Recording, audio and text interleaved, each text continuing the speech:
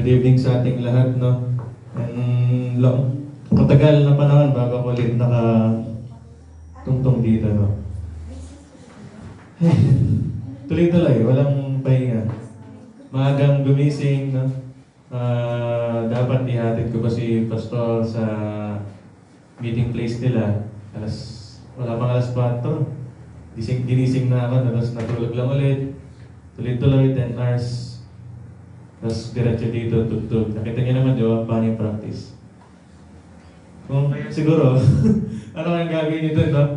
Kung alam niyo lang kung paano may pagmamadali ko kanina sa pagbiyahe, no? Sa may ibang kalulot, inikot ko pang gano'n kasi naabutan ako ng simula ng red light. Hindi ko gawain yan, pero para lang makahabol sa... Sorry, Lord. Technically, hindi sa paglabag, pero still, no?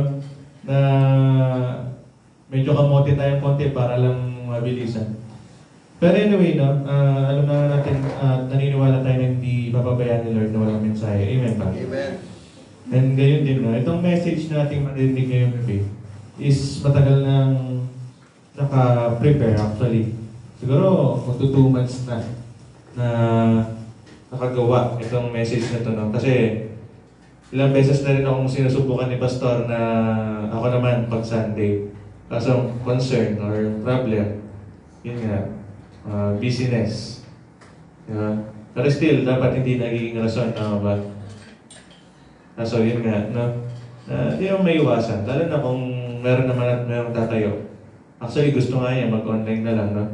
Na siya yung magsasalita dahil nalanganin na ako yung makapagsalita ngayong gabi. Pero still, no? Siyempre, ayoko namang tanggihan pa ulit yung pag-a-assign sa akin. Kung siguro tatanggihan ko to, siguro pangatlo or 4 na beses na nape-pending tong message na to. Hindi naman siya mahirap na message, no? And napaka-timely nito. Actually, lagi siyang relevant, lagi siyang napapanahon. Lalo na sa sitwasyon natin ngayon, nakita natin na yung bakante. Hindi natin alam kung dahil ba alam nila na wala si Pastor, kaya akala nila walang midweek na. Pero still, huwag tayo doon titingin. Amen ba? Sana kahit na ganito, no? Sabi nga kanina, huwag nating i-rouse lang. Bagaman sa likod ng isip ko, gusto ko nang humilata. Diba? And magpahinga. Pero still, no? Gabayan tayo ni Lord na maintindihan natin lahat itong mensaheng ito. To be honest, di ko siya na-review talaga ng masinsinan. No? Pero still, untuin natin. No? At nung namin natin kung ano natin maririnig. Amen ba? So, bago lahat, no, tayo muna yung manalangin. Yes, Lord God, muli kaming lumalapit sa iyo, Lord, sa gabing ito. Papakumbaba, Lord God. Aming ibinubukas, Lord God, ang aming mga puso, Lord God, sa mga salitang iyong i-reveal sa amin, Lord, ngayong gabi. Pagaman, Lord, nakikita mo na may kapaguran ng bawat isa. And may mga ibang laman na isipan, Lord God, pero kami, Lord God, ay humihingi ng kapatawaran, Lord God, at paglilinis upang sa aming pakikinig, Lord God, ay magkaroon nito ng space, Lord God, sa aming mga puso at isipan, Lord God. Gayun din, Lord, sa akin ay yung tagapagsalita na bigyan niyo ako ng karunungan, Lord God, kung paano ko i-deliver, Lord God, yung mga mensahe mo. At bagaman kulang sa preparasyon, Lord God, may kapaguran din naman, ay alam kong hindi niyo pababayaan, Lord God, na walang mensaheng maririnig, Lord God, sa gabing ito. Kayo pong sumama sa amin, Lord God, bagaman kakunti aming bilang, Lord, alam namin na hindi ito adlang upang ikaw ay pumarito, Lord God. Gaya ng pagsama mo sa amin kanina, Lord, sa praise and worship, Lord God. Muli, Lord God, samahan niyo kami at kayo pong manguna sa aming kalagitnaan sa inyo pong paborito, wala natin pagsamba sa takilang pangalan ng Jesus. Amen. Sige, palakpakan mo natin si Lord, no? Itong title ng message, no? Kasi ako makakalimutin ako sa title, hindi ko nasasabi. Ang message ngayong gabi, pinamagatang pleasure in pressure. Okay? Doon pa lang, makikita na natin, no? Alam niyo naman ako, ayoko ng komplikadong mensahe. Pero pleasure in pressure. Pag sinabing pleasure, di ba? Yung mga kasarapan, enjoyment, tama ba? Or tuwa. Marami kasing meaning yan. Sabi nga dito, no, na ang definition niya is pleasure is a broad term So malawak na term para sa mga positive or mga nakaka-enjoy na bagay. Di ba? Pagka nagkakapera ka, nakakaramdam ka ng pleasure. Kaya ako, di ako nakakaramdam ng pleasure. Kasi hindi ka nagkakapera. And tutitin na rin title na pleasure and pressure na ang ibig sabihin lang naman ito, gusto lang niyang patungkulan is magkaroon ka ng pleasure. Hindi naman sinabing matuwa ka pagka nakakaranas ka ng pressure. Pero sabihin na huwag mong hayaang mauuna. Yung kalungkutan, yung bighati, di ba? O yung even takot kapag nakakaranas ng pressure sa buhay. And marami tayong pressures, tama ba? Ilan lang tayo. Nandiyan pa ba kayo? Di ba? Kung pagod kayo, pagod din ako. Kaya please, no, yung attention. Ayan ba? So sabi nga, no, we all have different commitments to attend to. Tama, di ba? May mga nagtatrabaho, nag-aaral, nagre-review. Di ba? Nagre-review ka, mag-exam ka. Di ba? May ibang bata, akala nila napakabigat na problema nila, pero magaan lang yan. Tama ba? May mga pamilya na isipin na yung pagpaprovide sa araw-araw. No? Sa mga magulang, kung paano yung anak nila, etc. Tama ba? Maraming commitments. And sa atin, dagdag pa is yung gawain ni Lord. Tama? Hindi naman pagsusumbat, tama? Ang point lang natin is commitment natin na dagdagan, which is yung church. Tama? Para kay Lord. Hindi ba kayo? Okay. Nakakatakot kayong audience. Okay. Yun nga, marami tayong commitments, no? So, maybe, yung mga commitments ngayon, nagbibigay ng pressure sa atin. Tama? Yun lang yun eh. And dahil considering na may commitment din tayo sa church, so maybe, nabibigay din ng pressure sa atin ito. Tama ba?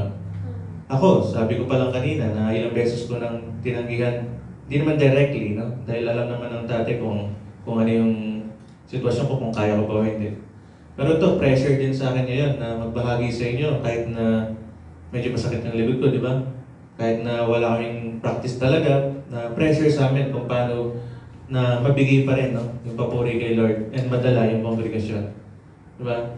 Pero still, sabi nga ng title, pleasure and pressure. Kailangan makita mo pa rin na may enjoyment, may delight. Matuwa ka pa rin doon sa mga nararanasan mo or mararanasan na pressure sa buhay. Amen ba? Actually, kahit di ko nga elaborate sa inyo, lang yung gustong patungkalan nito. No? Nire-remind lang tayo na kahit anong sitwasyon man yung meron ka, mas lalo na kapag sa gawain ni Lord. No?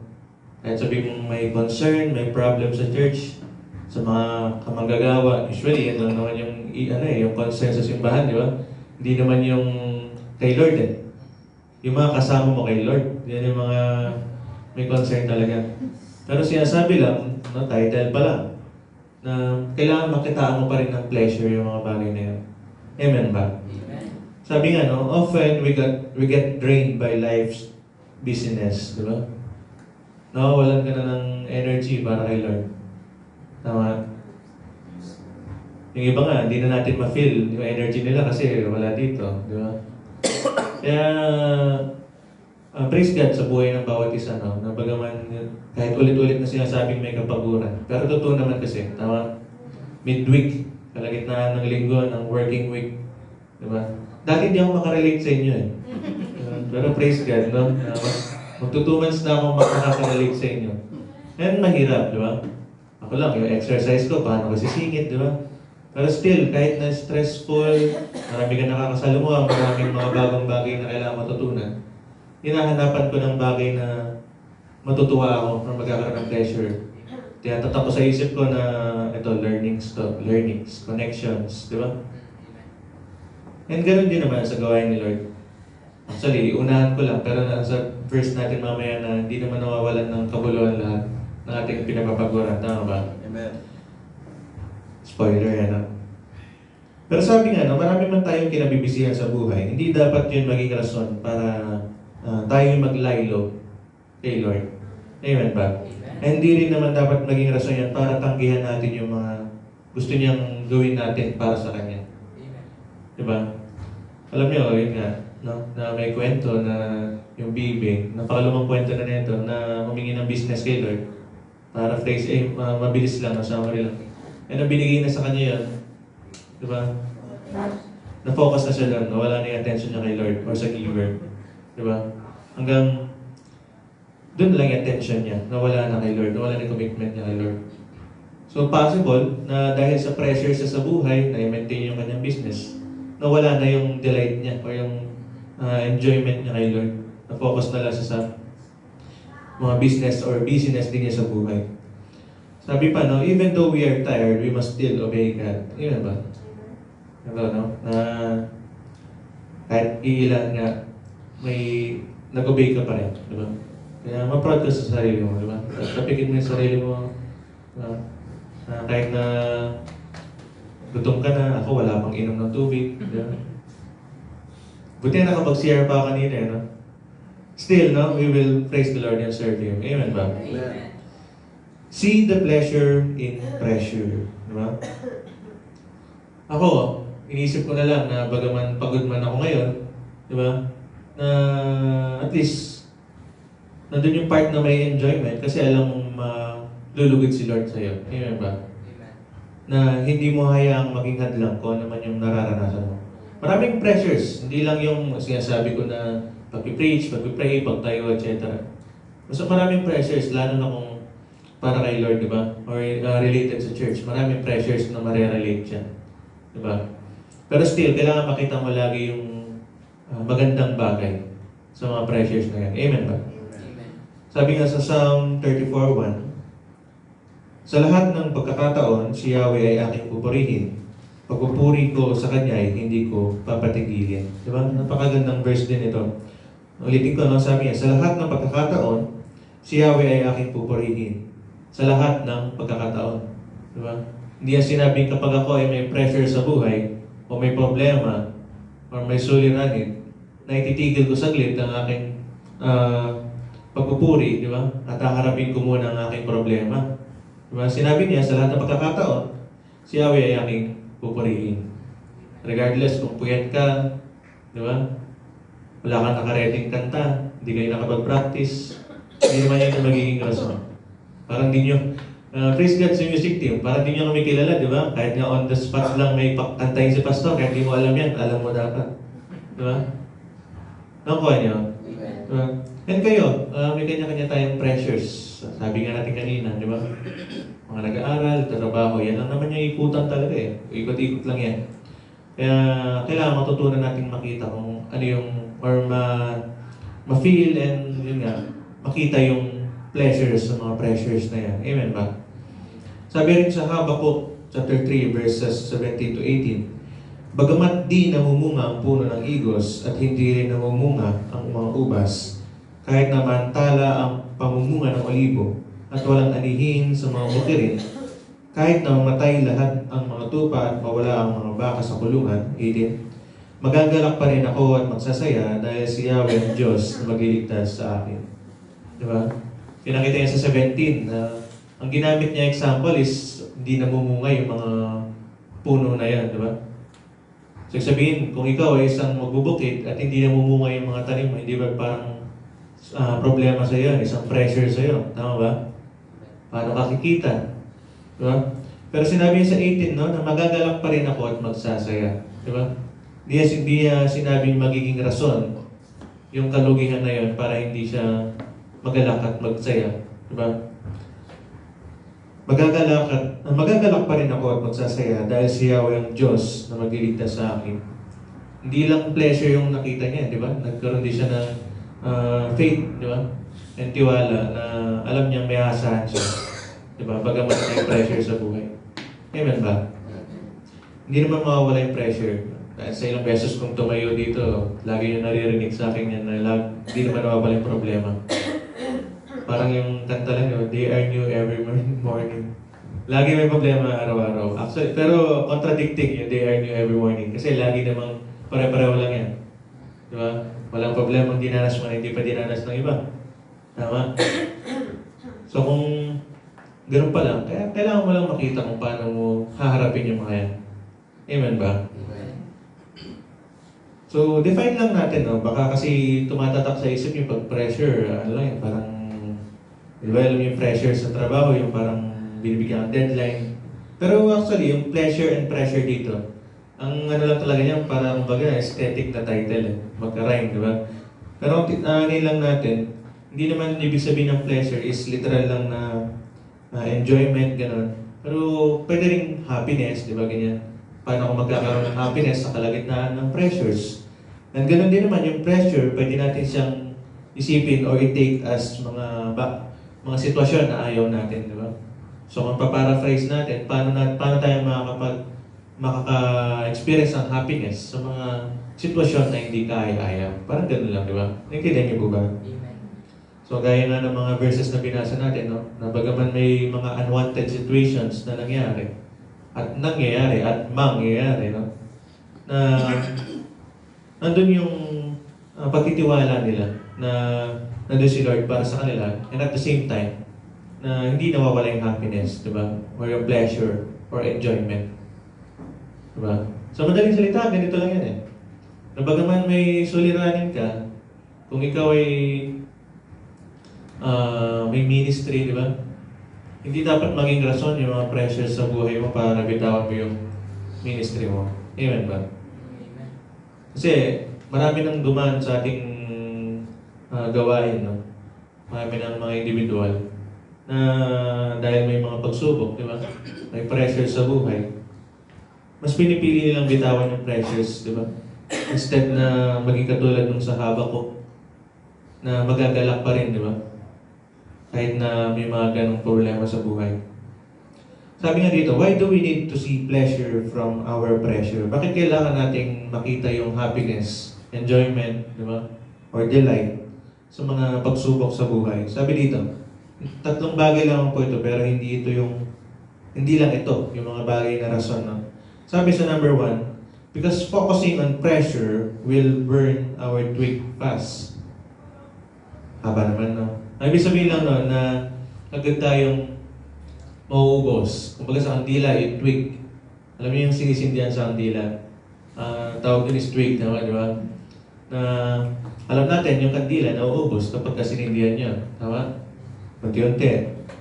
Pero yun nga, parang yung pressure, parang siya yung apoy na magpapabilis sa pagkaubos natin. Kung tayo ay isang kandila, halimbawa, na yung pressures na yun, siya yung init na tumutunaw sa atin at sumusunod sa ating twig, di ba? And kapag maraming pressures na yan, mas mabilis kang mauubos, tama ba? Kaya di ba, may mga linyahan, kahit sa mga magkakarelasyon lang, di ba? Pagod na ako, mga ganun. Ate ko, relate dito sa mga ganyang banatan. Kasi marami siyang narinig na kwento. Kung may papa dudot, may mama chat. Diba? Na yun nga, na kapag hindi natin nakita yung pleasure sa pressure, na mas mapapabilis yung ating pagkaubos, di ba? Naintindihan niyo ba? Sabi nga, no, na pag naiipon or na-accumulate, yun yung term, na-accumulate, accumulated pressure will make us feel tired from various things, di ba? Yun nga, may mga, mag-cite na lang ako ng example, no? May mga manunugtog, mga nanangawit, di ba? Dahil naiipon yung kailang pressures, di ba? Hindi mo mapagsabay yung pag-serve kay Lord at sa pag-serve sa iba, mas pinili mong bitawan yung pag-serve kay Lord, di ba? And siguro kahit nandyan ka pa, nakaupo, hindi mo naman masabing hindi mo pa binitawan yung pag-serve, di ba? Kahit hindi naman pag-serve, baka yung pakikinig. Di ba? May pressure sa labas, kahit na oras ng gawain. Pero mas pinili mong hindi ituon ng iyong attention, di ba? Hindi naman literally kailangan na wala ka dito, eh. Di ba? Maraming bagay na applicable itong usapan natin, no? Na kung saan hindi natin na-maintain, no? Hindi natin na-feel, na-encounter yung pleasure. Kaya mas nadadala tayo sa pressure na ang nagiging ending is napapagod tayo at nauubos agad. Di ba? Kaya nga nung dati, pag may mga bago na kasamahan sa church, no? May, nakakita ko lang kung ilang months yung binibilang nila, 6 months ba? Na 3 months, sabi ni Kuya Joel, no? Na parang duration na usually, pag may mga bagong member, no? Or members, na after 3 months, biglang bumabagsak yung kanilang init, di ba? Kasi, yung tipong unang attend nila hanggang mga next, laging kasama ni pastor, laging may salo-salo, laging may ganyan. Pero after ilang certain months, di ba? Actually, hindi ko alam kung coincidence niya, pero wala namang coincidence, sabi eh. Di ba? Hindi lang once nangyari yung gano'n, no? Na kung saan may mga kapatiran tayo. After nga ng ganung duration, 3 months, sabihin natin, biglang nanlalamig, di ba? Dahil sa todong gusto nila, laging kasama si pastor, laging nasa church, naubos bigla. Hindi naman sinasabing huwag kang mag-attend lagi. Ay, next Wednesday, di mo na ako mag-midweek kasi baka sumobra ako. Hindi naman ganun. Di ba? Huwag yung gagawin yun, ha? Baka sabihin ni pastor, kasalanan ko pa. Sabi mo kasi, baka sumobra sila. Hindi naman, no? Kung sumobra, kami nga, may second service pa nung mga nakaraan, di ba? So, at least, bumagal yung pagkaubos ng aming tuwing. Di ba? Pero yun nga, no, na hindi, wag yung isipin nyo na baka yung talaga yung mafocus nyo eh. Maganda sa tenga kasi, di ba? Hindi ko pala kailangan lagi eh. Nakakasunod ako, pastor eh. Maubos na ganun. Hindi, wag ganun. Alam naman ni Lord, pag namimiyasa o anong intention mo. Amen ba? Ibig sabihin lang, parang chill lang, balance lang. Di ba? Na, alam niyo naman yan. Ayaw ko na lang elaborate pa, no? Sabi nga dito na, at first, you can easily bear your duties. Di ba? Kapag related lang to kanina, no? Kapag ikaw ay bago pa lang sa church, hindi ka pa nabibigyan ng obligasyon, hindi naman siya dapat obligasyon talaga, no? Duties or ano ba yung gusto yung word na maganda. Pero isa lang na may meaning yan, no? Na hindi pa tayo nagkakaroon ng ministry. Okay pa, di ba? Lalo na kung nabigyan ka na, bago ka pa lang, hindi mo pa nafe-feel yung hassle sa transportation, di ba? Yung sa oras, di ba? Okay ka pa. Pero sa mga succeeding Sundays, Saturdays na nagpa-practice ka, Wednesday, Fridays na ina-attendan mo, di ba parang naiipon na? Yung iba nga, umabot pa sa point na parang wala nang magawang mensahe kung sila may nakasay. Which is true, di ba? Napakahirap naman talagang gawa ng message, lalo kung busy ka na, occupied. Kauwi ko, nakakatulog na ako eh. Di ba? So, nakaupo pa ako nakakatulog eh. Hindi siya yung pag nahiga lang eh. Kaya kailangan makita mo yung pleasure. Ito yung justification kanina. Hindi mo naman kailangan bawasan yung pag-attend mo. Diba? Ang kailangan mo makita yung enjoyment sa ginagawa mo. Diba? The more na na-enjoy mo yung bagay, mas lalo mong gagawin. Tama ba? Kasi pa nag-focus ka lang doon sa pagod. Tama? Nakakapagod maglinis, nakakapagod pumunta ng church pag Saturday. Imbis na nakakalipod ka ng Saturday, yung 5 p.m. onwards mo, naka-reserve na. Kami yun. Diba? Wala kaming me time, socialization time talaga. Pero ako, lagi ko lang iniisip, para kay Lord, para kay Lord, para kay Lord. Amen. Diba? Kahit yung, ito lang, itong pagtayo na to. Diba? Para kay Lord. Amen ba? Hindi naman niloloko yung sarili eh. Pero, parang gano'n pa rin, gaslighting. Pero hindi naman in a negative way na. Kumbaga, gano'n naman eh. Sabi nga, kung kaya mong kumbinsihin yung sarili mo na nakakapagod yung isang bagay, kaya mo rin isang kumbinsihin na nakakatuwa yan. Di ba? It's all in the mind. Lagi ko rin sinasabi sa inyo yan. Tama ba? Kaya dapat walang maging rason sa atin na ganito po kasi eh, kaya hindi ako naka-attend, hindi ako nakaganyan. Ikaw nga attend ka pa lang, di ba? Hindi ka naman tatayo, magsasalita, di ba? Mag-meditate. Tama ba? Kaya sayang wala yung iba, hindi nila naririnig to. Na kung sino yung mga nangangailangan din. Pero kayo, or tayo na nakakarinig, no? Ngayon narinig natin, kailangan, alam nating may ganitong bagay na kailangan nating makita. Or makita, makita na yung happiness sa gawain at siyempre kay Lord. Amen ba? Sabi dito, no? Yun nga, na kapag di natin nakita yung pleasure sa pressure, na in the end, mag-feel natin yung pagod talaga. Tama ba? Masasagad ka din. Ganon din naman, hindi lang naman directly kay Lord. Kapag yung kapatiran mo is Hindi mo na nakikita yung enjoyment kapag magkasama kayo, no? Diba? And alam natin, hindi will ni Lord na may ganun sa sa kanyang mga anak. Tama ba? Palagay niyo ba gusto ni Lord na may hindi pagkakasunduan sa pagitan ng nito at dito? Diba? Diba? Kaya kailangan makita mo yung happiness. Kapag nakikita mo yung kapatiran mo yun, diba? Hindi yung dahil sa pakikisama lang. Kailangan nandun yung genuine na tuwa. Diba? Ako, alam ko naman ba nakikita niyo ako, nakapagbigay. Anak na ako ng tatay ko, diba? Diba? Yun nga, na kailangan makita natin yung pleasure sa pressure. Yan lang yun, diba? Naunawaan pa po ng bawat isa. Sabi naman sa pangalawa, no, na kapag hindi natin nakita yung happiness sa mga problems or pressures in life, kung kanina sabi is mabilis tayo mauubos. Kadugtong lang naman, kapag ikaw ay naubos na, nawawala na yung passion mo, di ba? Sa gawain. Di ba? Ang pinaka-mainly na tinutumbok talaga nito yung mga may ministry nga, di ba? Pero still, no, applicable pa rin naman sa bawat isa. Nasabi dito, looking on the pressure will make you lose your drive to continue, di ba? And strive. Kasi yun eh, kung sa letter number 1, sabi niya, na mabilis kang mauubos. So the moment na naubos ka, palagay mo ba may ibubuga ka pa or mabibigay ka pa? Wala na, di ba? Hanggang sa dulo, mawawala na yung passion mo na mag-serve.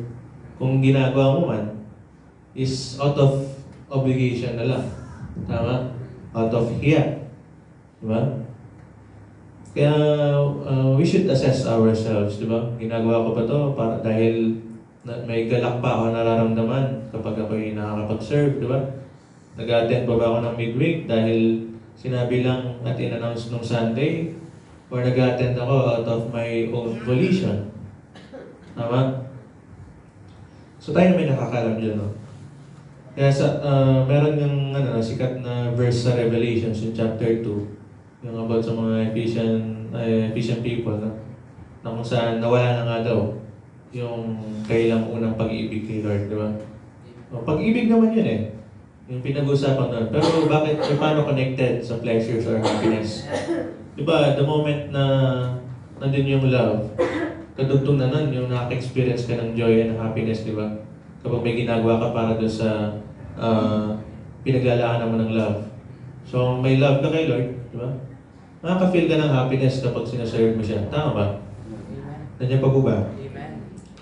Kaya nga sabi, no, basahin lang natin sa Revelations 2 verses 4. Para lang may reference. No, sabi niya, Tagalog, subalit may isang bagay na ayaw mo sa iyo, iniwan mo na ang pag-ibig mo noong una.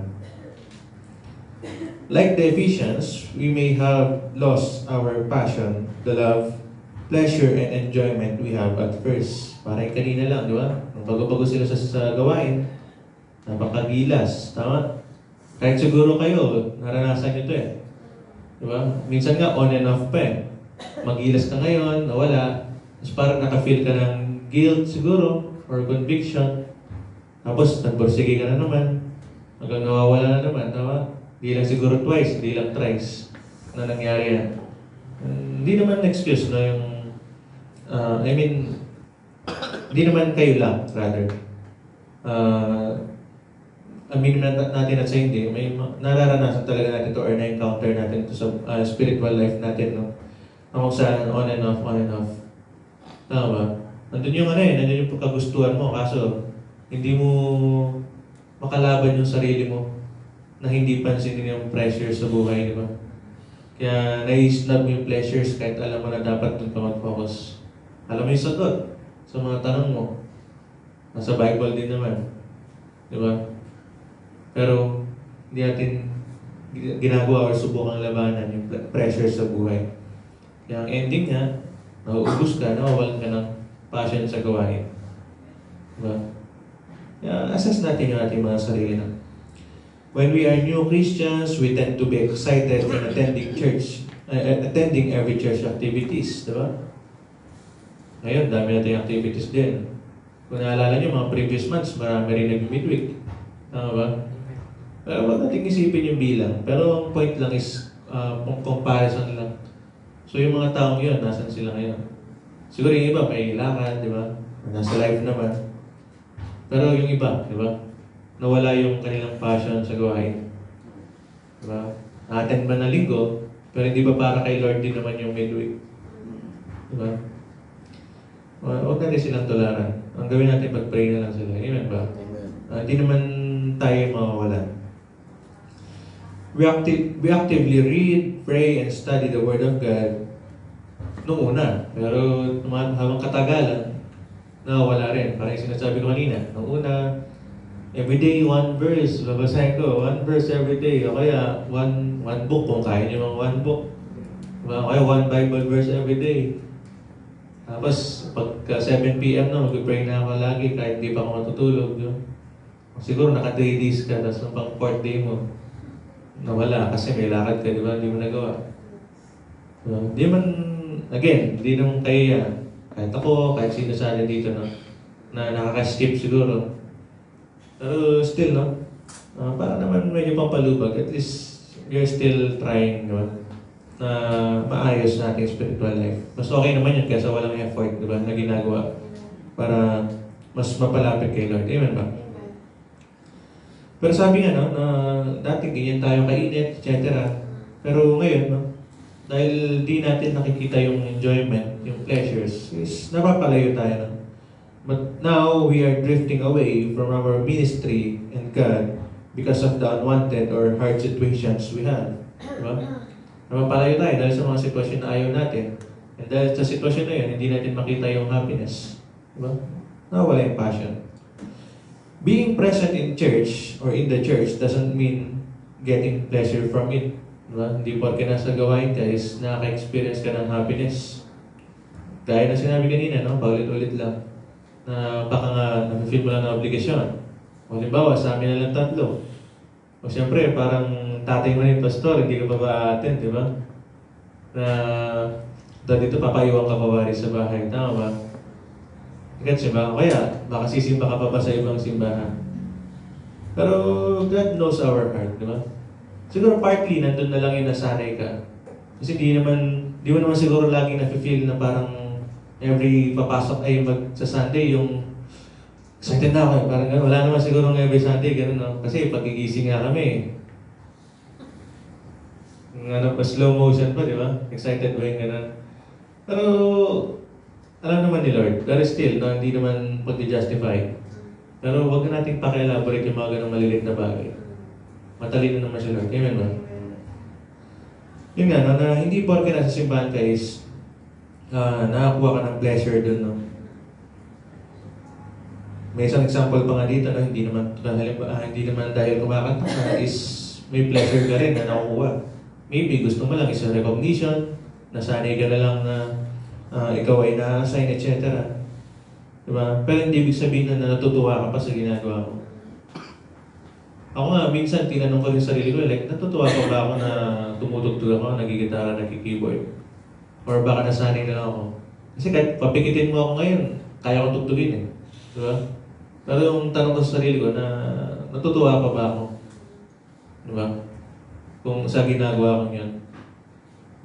Kaya kung alam niyo lang na mahirap yung may ministry, ako sa music ka.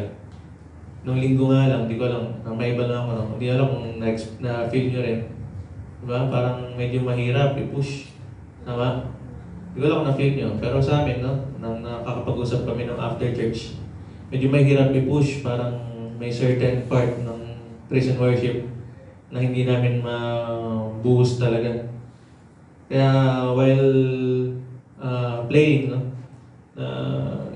Tinanggal ko yung earphones ko ganyan para mas focus na lang sa kung ano yung dinidikta ng sitwasyon.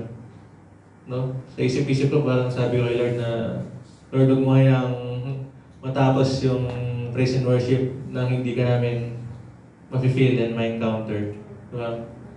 Kaya sabi ko pa kay Lord, huwag mo hayang kumanta pa si Papa kasi pag kumanta sa yun na yun, pumalpak kami, parang ganun. Kasi para sa akin, ayun yung term ko. Para sa akin, failure yun pagka kumanta pa sa dulo. Kasi kahit naka-4 kang kanta, hindi nyo nabigay. Maybe it's the singers, maybe kami tumutugtog. Dalawa na lang kami, so sino sisisihin niyo sa amin, di ba? Pero ako, mabigat din yung pinapatong kung ano sa akin, no? Dahil, lalo na yun, yung main drive din talaga. Kahit patigilin mo si Hanang mag-drums kung worship yan. Di ba? Kaya inaano ko lagi na kahit short prayer lang na nakamulat, sasabihin ko lang na Lord, you speak. Ganun lang. And i-feel mo pa rin na natutuwa ka. Di ba? Hindi para lokohin yung sarili mo, pero i-convince yung sarili mo. Di ba? Ganyan lang naman eh. Kung kaya mong maisip na natatakot ka, kaya mong maisip na napapagod ka, gaya na sinabi ko kanina, kaya mo rin isipin na nakakatuwa or matutuwa ka or natutuwa sa ginagawa mo. Amen ba? Ganun lang yan, no? Kontrolado natin yan. Diba? Kahit naman pray ka ng pray, kung sinasabi na sa'yo ni Lord na dapat ganito yung maging thinking mo, hindi naman yung pwedeng magic in lang eh, kaya may free will ka rin, di ba? So kung may free will ka na tignan yung isang bagay sa ganitong pamamaraan, hindi magagawa mo. Tama ba? Sabi pa dito, no, na maybe we are just complying. Di ba? Hindi tayo nag-serve ng may galak, di ba? Sa puso, di ba? Pero may nakakalak niyan, di ba? Deep inside your hearts. Amen ba?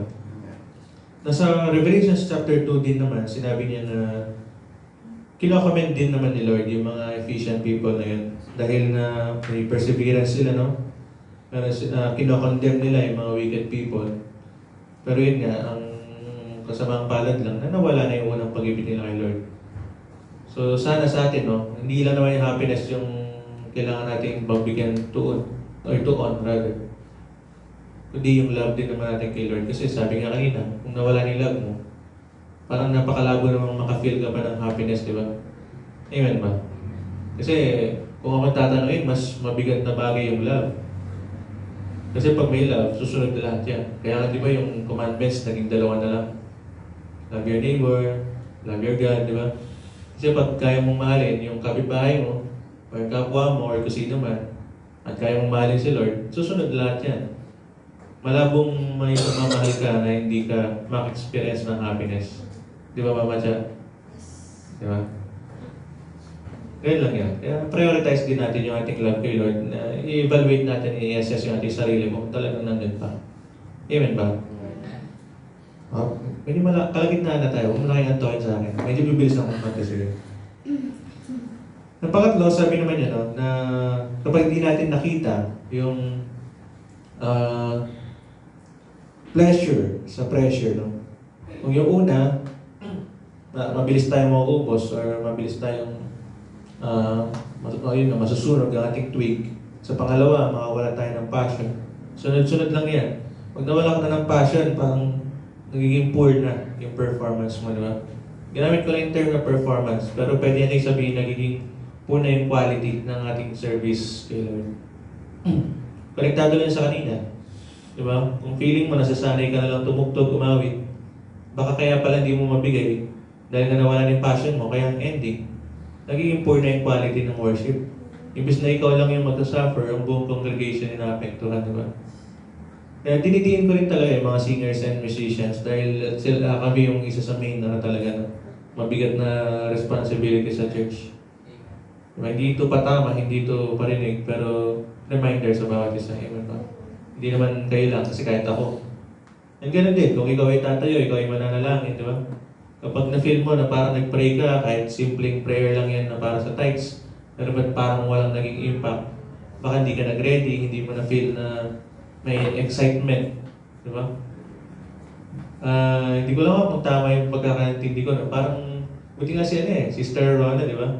Parang nandun yung willingness niya na ma-assign. Naalala niya kung nag-pray siya sa text, di ba? Na parang siya pa yung mas gusto. Hinihintay lang yung opportunity na i-assign siya. Di ba? Nakikita niya may pleasure. Sa iba, parang parusa yung pag-pray sa text, no? Parang, pagawa mo na lahat, wag lang yan. Di ba? Pero sa kanya, di ba? Na parang hinihintay pa niya yung opportunity. Di ba? Sana maging kagaya natin siya. Makita naman natin, di ba? May, di ba pleasure yun? Nakikita niya na may pleasure yung gano'ng kahit gano'ng simpleng pag-serve, di ba?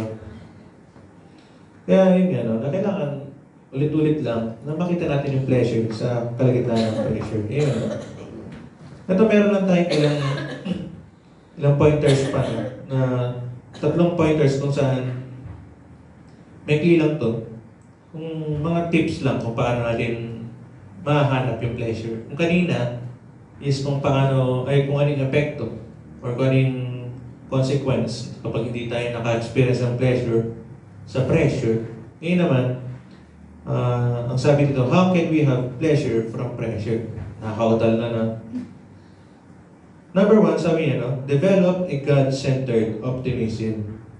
Hindi lang basta-basta positive thinking. Kasi pag sinabing optimism, parang positive yung view mo sa future, di ba?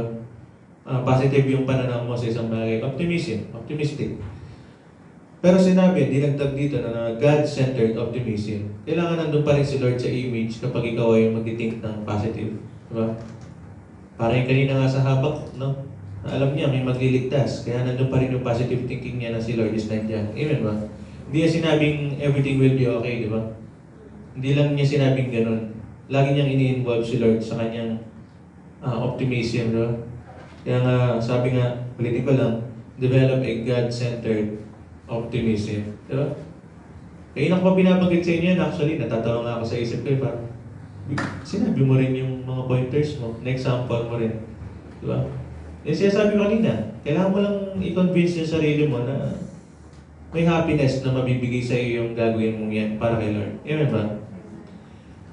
Our mind plays a vital role in this. If we can think that something is overwhelming, we can use the same thing or our mind to make it underwhelming. Ganun lang naman eh. Kung feeling mo nakaka-overwhelm yung mga problema mo, yung isip mo lang din yung may nagsasabi na nakaka-overwhelm yan, di ba? So kaya rin ng isip mo na sabihin na kaya mo yan. And makikitaan mo ng happiness yung bagay na yan. Ako no, share ko lang, konti lang, sa trabaho. Ang psychology graduate ako, tama ba? Hindi naman dikit sa bawat isa yun. Pero yung napasukan ko is accounting. Diba? Napaka-related, di ba? Utak-utak, tas number yung although hindi man ako directly involved sa mga computations, pero still, napapaligiran ako ng mga terminologies, mga documents na ngayon ko lang nakita, mga BIR, GSIS, etc., etc., mga vouchers na wala akong kilalaman. Ayoko nga ng nagbibilang ng pera, tas pera yung hinahanap ko. And nandun yung pressure sa part ko, di ba? Tapos marinig pa nila, suma cum laude, etc. So tatatakot pa nila, matalino ka, ganito, may sabihin lang silang isang bagay, alam mo na. So di ba pressure yun? Kung siguro kayo nasa sitwasyon ko, parang, ano daw, mapapanganga ka na lang. Dahil wala kang alam sa nangyayari. May sasabihin sa'yo, papagawa, sasabihin niya, gawin mo nga itong ganito, ganyan. Sa isip mo, ano yun, di ba? Sasabihin, sa mga hindi nakakalam, pag sa government kasi, usually dyan, acronym lang. Yung acronym na yun, dami pa niyang ibig sabihin. So pag sinabi sa'yo ng boss mo ganun, ikaw ba'y bahalang alamin kung ano yung tinutukoy niya, di ba? So napaka-bigat na pressure nun. Lalo na kung wala kang clue, wala kang background nun. Pero still, ang ginawa kong mindset, no? Na nagkaroon din ako ng God-centered optimism na lagi ko sinasabi, sinasama ko si Lord no? Lord, kaya natin to. Hindi ko sinasabing kaya ko lang eh. Lord, kaya natin to. Di ba? Parang as if kasama ko siyang nagtatrabaho. Minsan nga parang bago, actually di minsan. Pag bago ako umalis, kahit di ako nakapikit pa mag-pray sa labas ng gate, di sa ako pipikit, baka gano'n yung motor eh. Mahirap na. Pero lagi lang akong gaya, mag-stay lang ako saglit, sabihin ko lang na, Lord, another day, harapin natin itong magkasama. Parang gano'n. Di ba? Mga simple prayer, parang, di ba, friend of God. As if, para lang kayo magkaibigan na nag-uusap. Na hindi man directly prayer na matagal na Lord, guide me, etc. Pero yung mga ganong simpleng bagay lang, di ba? Na yun nga, kapag ako na ganun yung nagiging method ko kung saan na sinasama ko si Lord sa optimism na meron ako. Kapag meron binibigay na challenge sa akin or task, di ba? Hindi ko basta-basta uurungan actually. Titake ko lang. Kaya nga, di ko alam kung narinig nyo na, yun nga, 1 month pa lang ako pero na-promote. Hindi pa final yung kontrata, etc. Doon pa rin ako sa dating job title ko. Pero imagine, 1 month pa lang, di ba? Nagtatrabaho lang ako ng kung ano lang yung alam ko. Pero mismo mga tao sa paligid, nakikita nila yung potential, di ba? Kaya nananimik lang ako sa parking. Tapos dumaan yung mga iba kong katrabaho, yung mga superior namin. Sa Monday, sa ganito ka na. Di ba? Dinala na ako sa main, o sa division office ng aming section. So, praise God, di ba? Tatrabaho ka lang naman eh. Sa isip-isip mo, ano ba ginawa ko? Parang mali-mali pa nga yung ginagawa ko eh, pero ang galing ko daw eh. Di ba? Oh, thank you Lord. Sorry. Ganun lang, napapagano na lang ako eh. Matapos, nalipat nga ako no, nung May 12, last week, nalipat nga ako. Monday pa lang ako, tapos nakausap ko yung aming division chief. May ina-offer na naman na bagong position. Natatawa lang ako kasi nga, parang, nananimik lang ako dito. Tambay nga lang ako doon sa bagong nilipatan ko eh. Nakaupo lang ako, nagpapalamig, kaya nakukuha ko na nag-long sleeve, no? Pero may mga opportunities pa rin na dumadating na gano'n kahit di mo hinahanap, di ba? Mas challenging yan actually, no? Kung familiar kayo sa term na procurement, mga pagbili ng gamit, diyan nagsisimula yung ghost project. Pero walang ghost project sa amin. No? Na, kung sabi ko kanina, wala man ako alam sa accounting, pero mas lalo pa ngayon sa lilipat, binibigay sa akin posisyon. Hindi pa siya final, pero still, nandun yung possibility na makuha ko nga siya. So yun nga, parang napaka-challenging. Lagi mo makakaharap yung mga assistant regional director, mismong regional director, mga taga-ibang lugar. Di ba? Kung pressure yung unang kong pagdating, mas pressure to. Di ba? Tapos ma-assign ka halimbawa ng linggo, tapos nandun ka sa posisyon na yun, mete. Di ba? Mas pinapag-abogado ko pa ng tatay mo. Akala niya madali lang tumapos ng isang article.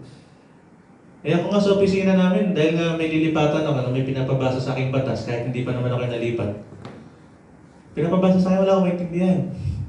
117 sections. Kung alam niyo man yung mga sections sa batas, no?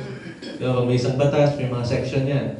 Parang Bible verse. May chapter, yun yung batas halimbawa, may verse 1, verse 2, verse 3. 117 verses kunwari. So, siyempre lahat yun, di lang naman ganyan eh. Yung iba, ganun. Wala akong maintindihan talaga.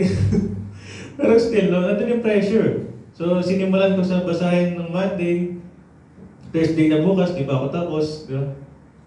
Pero still, nandun yung pleasure sa pressure na yan, na natututo ako, di ba? Na what if, dahil pag tinake ko yun, yung position related sa procurement, na mas humusay ako, tapos bigla akong maging baka 2 months pa lang po, director na. Joke lang, malabo yun. Pero, di ba, nakikita nyo, opportunities eh, di ba? Mali mo si Lord yung nagpe-present, di ba? May purpose. Di ba? Kaya take lang lang take. Hindi ko naman hiningi. Sabi nga nung napanood ko sa TikTok, no? Kung isang bagay sinahabol mo, pero hindi mo mahabol, hindi para sa iyan. Pero kung isang bagay dumadating kahit hindi mo hinahanap, para sa iyo, di ba? Kaya na sinabi ko sa inyo, hindi naman ako nag-a-apply, wala akong ina-applyan or hinihingi talaga. Nakaupo lang ako doon, nagtatype. Tapos dinadapot ako bigla. Tinitik ko yun as from God. Yun ba? And someday, na ako nakita nyo, 7 months akong tambay. So, motivational speaker na bigla yan. Hindi, sa mga magiging next natin, mga ating mga juniors, youths, no? May plan sila sa bawat isa. Amen, no? So, Shailene, sa Liplin, no? Mga ganang bagay. Joke lang, no? So, yun nga, magkaroon tayo ng God-centered optimism, di ba? Kapag tinignan mo ng good yan, magiging goods talaga. Tama ba? Napakagandang skill din nito, no? Hindi lang sa gawain ni Lord, kundi kahit sa trabaho nga at sa school. May assignment kang napakahirap, may English, mag-present ka sa harap. Opportunity yan, di ba? May trabaho na hiring, wala kang idea doon kung paano gawin. Opportunity pa rin, di ba? Basta tingnan mo lang yung bright side. Yan, no? Pangalawa naman, na paraan para magkaroon tayo ng pleasure and pressures is dumepende tayo kay Lord, di ba? Gaya nung example ko kanina, magkakadugtong lang yan. Sabi nga na, seek God's help. Only God can give us pleasure amidst pressure. Kapag meron kang positive, pag meron kang positive thinking na align kay Lord, di ba? Na doon na rin naman, doon depende ka na sa Kanya. Tama ba? Sabi sa 2 Corinthians 3 verses 5, kung sa aming sarili lamang ay wala kaming kakayahang gawin ito, subalit ang aming kakayahan ay kaloob ng Diyos. Kay Lord nagmumula yung kaya ng kakayahan. Wala ka namang kaya, di ba? Pero si Lord yung mabibigay. And automatically naman, kapag nakita mong tinutulungan ka ni Lord, makikita mo, ma-feel mo naman dyan yung happiness, di ba? Na hindi ka niya iniiwan, di ba? Siya yung nagbibigay ng knowledge sa'yo, wisdom kung paano gawin, harapin yung mga bagay-bagay. Amen ba? And lastly, sabi niya na maliban sa pagkakaroon ng God-centered optimism at pagdidepend kay Lord, binilisan ko na yan. Lastly, sinasabi rin naman niya, ito, related lang sa pleasure, no? Na magkaroon tayo ng delight in the Lord. Di ba? Kasi nga, sabi sa Colossians 3:23, whatever you do, work at it with all your heart, as working for the Lord, not for human masters. Di ba? Kapag ikaw gumagawa sa simbahan, hindi naman para kay pastor yun. Diba? Pag ako'y tumutugtog, hindi naman para sa mga kongregasyon yun. Wala rin naman chicks dito, di ba? Puro matatanda tayo dito. Kaya nagtatanong yung mga youth nung Sunday, ilan lang kami. Sa isip-isip ko, ba? Ilan lang naman talaga tayo kasi puro nanay tsaka tatay dito, di ba? Joke lang po yan, hindi po ako ganun. No? Para lang mabuhayan kayo ng konti. Di ba? Na hindi para sa tao yung ginagawa natin. Or kung sila may nag-benefit, isipin na lang natin para kay Lord yan, di ba? Yun ang may sinasabi ng verse, di ba? Ulitin ko lang, whatever you do, work at it with all your heart as working for the Lord, not for human masters. Yan, ba? Pag ganun naging thinking mo, diba? Para sa ito, Lord, diba? Magkakaroon ka ng joy, ng happiness sa ginagawa mo. Amen ba? Kung halimbawa sa mga kapatid natin sa SM, luluhod sila, susukat ng sapatos. Diba? Ang babang, di ba? Kung sino ng panahon, yung luluhod ka. Pero huwag mo isipin na dahil empleyado kong gano'n, di ba? Gawin mo na isipin mong para kay Lord yung ginagawa mo yun. Amen ba? So kahit sa malilit lang na bagay, basta isipin mo lagi para kay Lord. Sabi rin sa Psalm 37 verse 4, kayawin mo hanapin ang kaligayahan at ang pangarap mo ay iyong makakamtan. Diba? Ito yung mga nakikita kong motivational verses dati nung wala akong trabaho eh. Kasi baka sick ako ng sick ng mga bakante eh. Inalagay ko yung pag-asa ko sa kamay ko. Sa mga credentials ko, sa mga papeles ko, di ba? Pero yun nga, nire-remind tayo dito na isa pang bagay na kayawin natin lagay yung ating sabi dito kaligayahan. Pero ganun din, delight. No? Delight in the Lord. Amen ba? Sa English niya ito, maganda eh, di ba? Ito, nakalagay yung delight mismong word. Sabi niya sa English, take delight in the Lord and He will give you the desires of your heart. Di ba? Mas unahin mo yung hanapin yung kaligayahan kay Lord. Parang ano lang yan, di ba? Pag hinarap mo siya, masusumpungan mo lahat. Pero ganoon din naman, pag naman na mong hanapin yung kaligayahan sa Kanya, makukuha mo rin naman yung mga pangarap mo. Amen ba? So, sa conclusion natin, no? Actually, yun lang naman talaga yun, no? Meron lang isang awitin na hindi ko kakantahin, no? Bahala sila kung kakantahin nila. Pero relate natin dito sa mensahe ito. Pamilya kayong lahat dito, Trading My Sorrows. Kasi yung mismong verses nun is, ay yung mismong lyrics na no, is nakaugat or nagmula sa sa isang Bible verse no. Sa 2 Corinthians 4 verse 8 to 9. Sabi niya, we are hard pressed on every side, but not crushed. Perplexed, but not in despair. Sabi niya sa 9, persecuted, but not abandoned. Struck down, but not destroyed. Di ba? Kung tutuloy mo pa ito yun, tsaka yung mismong awitin, di ba? Yung mismong chorus. I'm trading my sorrows for the joy of the Lord, di ba? Na kahit may mga ganitong pagdurog, pagwasak sa atin, may pressure sa buhay. Di ba? Ipagpapalit niya yung mga sorrows na yan, di ba? For the joy of the Lord. Yan ba? Maging ganun din yung ating thinking, no? Bagaman siguro lagi yun ang naririnig yung ganyan, positive thinking. Pero ang question is, nagagawa mo ba? I-apply yung ganung thinking, no?